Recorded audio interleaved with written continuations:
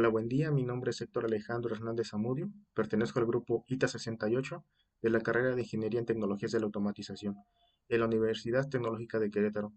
A continuación les voy a presentar el resultado de aprendizaje de la primera unidad de la asignatura de Ingeniería de Proyectos, impartida por el doctor Fabio Tomás Moreno Ortiz.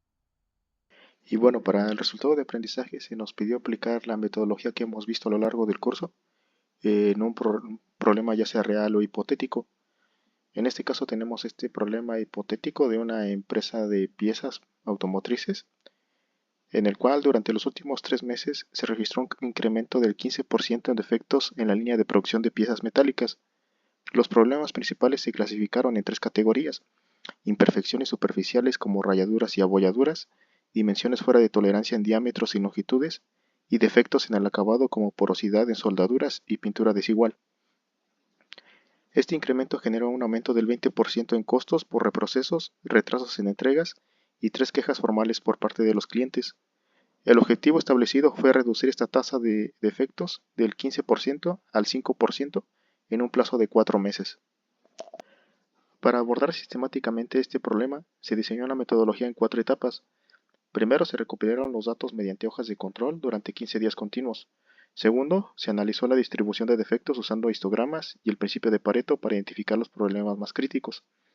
Tercero, mediante el diagrama de Ishikawa o el diagrama de causa-efecto, se investigaron las causas raíz agrupadas en 6 categorías. Y finalmente, se validaron estas causas con diagramas de dispersión antes de implementar las soluciones correspondientes.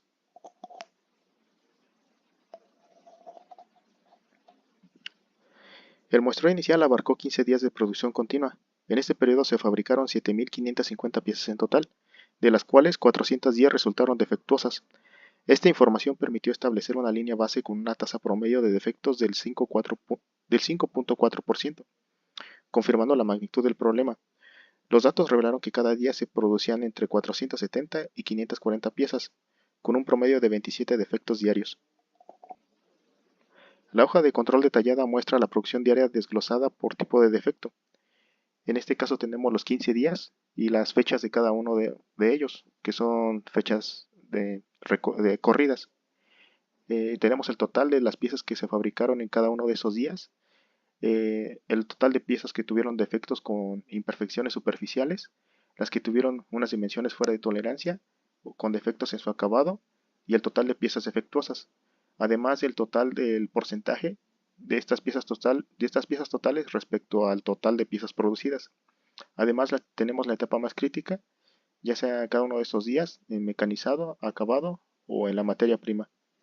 Ya sea cuál de estas tres partes nos dio problemas al producir estas piezas. El histograma de frecuencias evidenció que las imperfecciones superficiales representaron el 45.85% total de los defectos, siendo el problema más frecuente. Las dimensiones incorrectas ocuparon el segundo lugar con un 33.41%, mientras que los defectos en acabado representaron un 20.73% restante. Esta distribución justificó enfocar los esfuerzos iniciales en resolver las imperfecciones superficiales principalmente. Con el análisis de Pareto se confirmó que el 80% de los defectos provenían directamente de dos categorías: las imperfecciones superficiales y las dimensiones incorrectas. Concretamente, estos dos tipos sumaron un 79.27% de los problemas de calidad. Este hallazgo permitió priorizar recursos y tiempo en resolver primero estas fallas técnicas.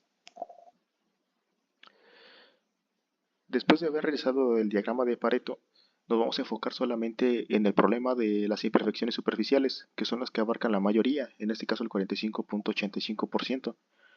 En este diagrama de causa-efecto o diagrama de Ishikawa, nos dividimos las 6 M's, que son de las que se caracteriza este diagrama, para acumular las causas en cada uno de ellos. En este caso, para método, tenemos las causas de falta de protocolos para medición, la velocidad de corte excesiva, ausencia de checklist postmecanizado.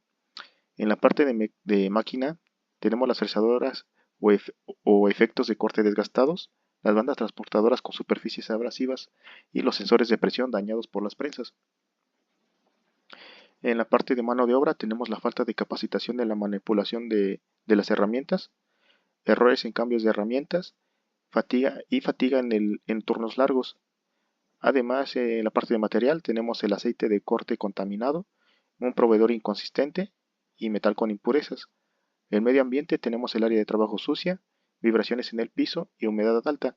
Y finalmente, en medición, tenemos instrumentos descalibrados, un muestreo insuficiente y criterios subjetivos. Y para validar una de las principales hipótesis, que por ejemplo el desgaste de las herramientas afectaba la calidad, se recopilaron datos adicionales sobre horas del uso de las fresas. En esta tabla se muestra, aparte del total de piezas que ya habíamos visto antes, el total de piezas producidas con las piezas que sufrieron unas imperfecciones en la superficie, tenemos también las horas de uso que llevaba la fresa que hizo el corte en estas piezas. Bueno, en esta tabla también se muestra que como en los días con más de 100 horas de uso acumulado, como el día 5 y el día 8, se registraron los mayores números de imperfecciones, que es entre 18 y 22 piezas respectivamente.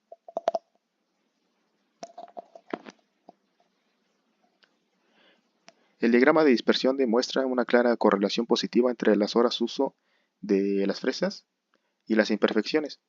Cuando las herramientas superaban las 90 horas de uso, el número de defectos aumentaba significativamente.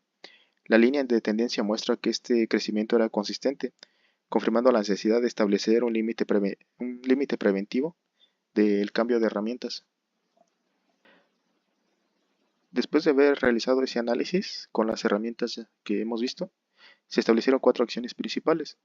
Primero, reducir el ciclo de vida de las fresas a 90 horas máximo. Segundo, ajustar la velocidad de corte a 130 metros por minuto.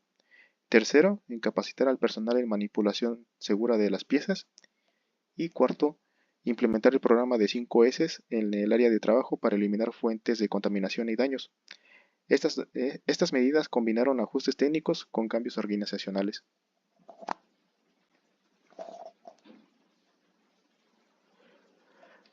Bueno, también tenemos la interpretación del estado del proceso.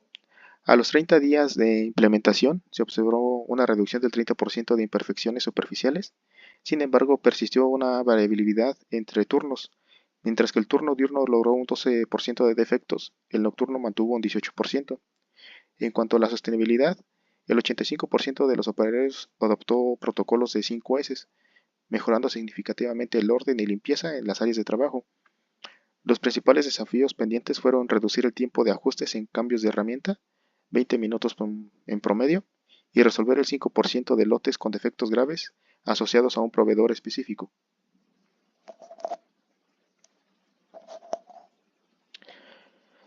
Bueno, como nos enfocamos a resolver solamente uno de los problemas, para simplificar este ejercicio, aún quedaron pendientes dos, ya que son las dimensiones incorrectas y el acabado. Las dimensiones incorrectas están relacionadas principalmente con la calibración de máquinas y desgaste de los instrumentos de medición, y los defectos en el acabado están vinculados a parámetros de aplicación de pintura y preparación superficial. Estos pueden ser abordados en una siguiente fase mediante la misma metodología que acabamos de ocupar, con análisis de datos y la implementación de soluciones. Para garantizar la mejora continua se propone implementar talleres Kaizen mensuales donde equipos multidisciplinarios analicen los problemas y propongan soluciones. Con eso se espera que se implementen unas 15 mejoras sugeridas por esos operarios y paralelamente que el programa 5S logre reducir hasta un 40% del tiempo perdido en búsqueda de herramientas y un 25% en las imperfecciones por contaminación cruzada. También se espera que haya auditorías semanales que mantengan el cumplimiento de estos estándares. Y bueno, finalmente ya para concluir, en este escenario hipotético se puede decir que se logró reducir las imperfecciones de las superficies de un 45.85 a un 15.2%, demostrando la efectividad del enfoque basado en datos. Los principales aprendizajes fueron, en primer lugar, el desgaste de herramientas, que es el factor crítico en la calidad superficial. Segundo, que la estandarización de procesos es tan importante como las soluciones técnicas. Y tercero, que la participación del personal operativo es clave para la sostenibilidad. Los próximos pasos incluyen abordar los efectos pendientes y automatizar el monitoreo de parámetros críticos. En este caso se confirma que los problemas de calidad, cuando se abordan metódicamente, se convierten en oportunidades de una mejora organizacional. Y bueno, esto sería todo en lo que corresponde al resultado de aprendizaje de esta primera unidad.